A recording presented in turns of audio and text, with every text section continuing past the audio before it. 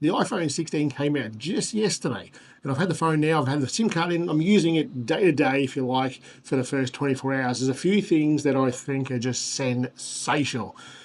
There's a few things that I think, what were you thinking when you did this? And one thing in particular actually cost me money today, and I'll explain in a sec. I'm in Canberra at the moment, just doing an event. You'll see some Astro shots like this one with the 16 Pro very shortly. I'll head home again in 2 days. You'll see some Astro stuff then, hopefully.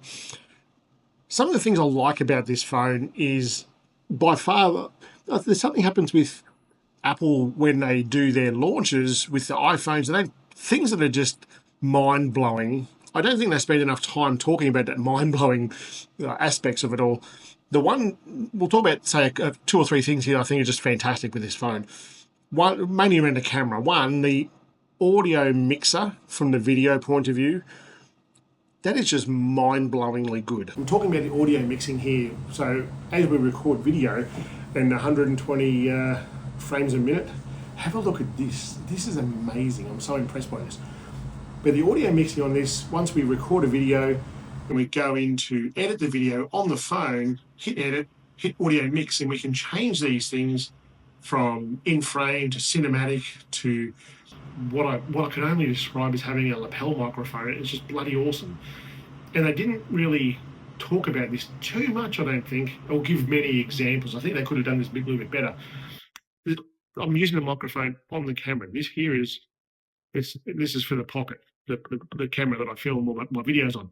But how good is the audio coming from something that's like 1.5 meters away? That's super impressive. Super impressive. Next up is macro, and going from the macro on the 15 Pro Max to the iPhone 16 Pro, it is significantly better. You can get so much closer. Here are a few test shots that I took today of different things at the market that we are attending, that like jewelry and things like this, but that you can get just so much closer with the 16 Pro versus the 15 Pro Max. Like, there's just so much clarity, so much closer with this phone.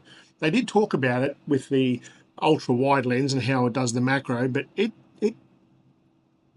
again, it's just understated at the launch. You can get so much closer, and for macro, anyone does macro, you just know that's a bit of a game changer, how close you can get to that subject. I did do a little bit of low light testing, as in nighttime testing here where I am, but it is, I'm in a hotel, there's a lot of light pollution here, and the most I could get was in the dead of night of 19 seconds, 19.9 seconds, which leads me on to something interesting. On the 14 and on the 15, when you did a long exposure, as in a night mode long exposure photo, it would always show you a maximum of 10 seconds in the metadata. On the 16 Pro, on a night mode photo, the longest one I did was like 19.9 seconds. The metadata actually shows 19.9 seconds. So I needed to investigate that a bit more as to why that's doing it. It can only be a good thing.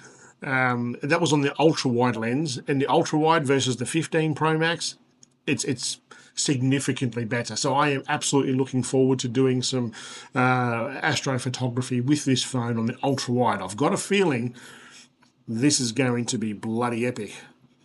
Let's talk about some bad things and things that I think Apple kind of missed the mark on, if you like. Now, I have had a bit of an issue with this phone with the video.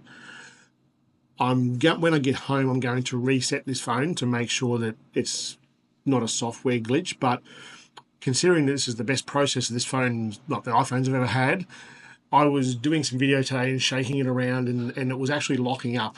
And I could replicate it a bit. A few people that I've spoken to can't seem to replicate it. I may well have a faulty phone. I'm not sure. I will do that reset and keep on liaising with the people that I am, and hopefully we'll get to the bottom of it. But it was a bit weird. I don't think you should be putting off buying the phone because of that. I don't think that's an issue. Or no one else can seem to replicate it. I might have a faulty phone. But let's talk about the things that I think were kind of overstated. And one is that little button there. Well, Apple says it's not a button, but you know what? When I push it and it clicks, it's a freaking button.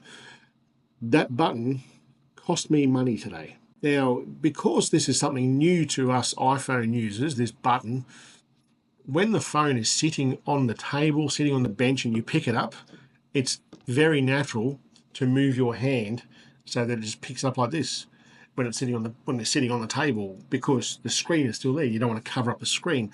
So quite often I found myself pushing this button and opening the camera.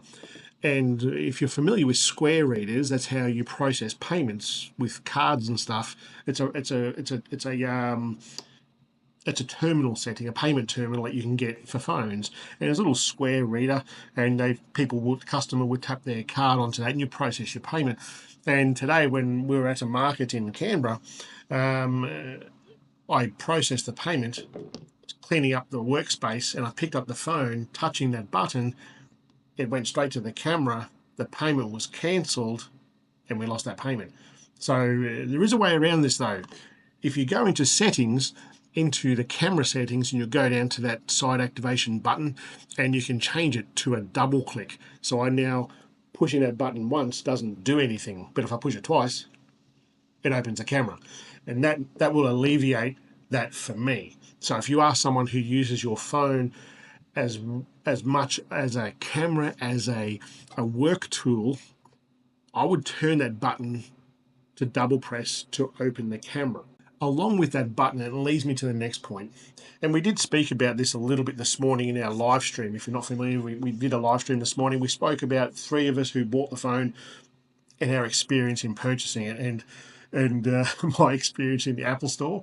I'm not going to go into it here, but go on and have a look at the live stream that we just done, because it was a doozy the way that was unfolded. Anyone could have walked in and got my phone. This button, it does things in the camera app, and one of the things that it does is zooming, and it does it by default. But anyone using this phone as a camera, and quite often people are just using this as their camera. These are good cameras now, despite what some people might say when they compare their $8,000 rig to a phone. That's not comparison. That's comparing apples and giraffes. It's not apples and apples. Northrop. Anyway, this, with the zooming between those prime lenses, anyone who knows anything about phone photography knows that you shouldn't be doing that. You should be going hard stop to those prime points. So that zooming is just going to digitally pixelate those photos. So far, by using that as a zoom, I think it's to your detriment. You should still be using those buttons at the bottom there. And then when you double slight press it and go between the different modes there, you're getting it from the interface anyway. So I'm not sure it's actually saving too much. The other thing with that button, it's a button, is that as you use this as a shutter, quite often, because we're used to pushing on the screen as a shutter, we're now manipulating our hands to do different things, and the shake in that, the lean, so it's not level as such. It's going to take some getting used to. I'm sure that many people will find this useful at some point, but as a photographer, I'm not loving it at the moment. A lot of you guys who watch my channel regularly, if I'm not doing astro, most of the shots that I take, I'm holding the phone like this, and more often than not, I'm holding it upside down so that I can get these things, the lenses, closer to the ground or to a pond or puddle or whatever, to get some good reflections. That button just gets in the way for me. It may not for you, but for me. And I guess the point I'm making here is, if you're going to get this phone, be very mindful of it. I would be turning that shutter to a double press, and I would not be using it at all to go and zoom in between those cameras. As I've said, I'll be home in a couple of days. You can expect to see some astro of this, photos like this from the 15 Pro Max and the 14 Pro Max and the 13 Pro Max. You know that's what I do here. So if you are into that sort of thing, make sure you sub, and I'll see you next video. Catch you later.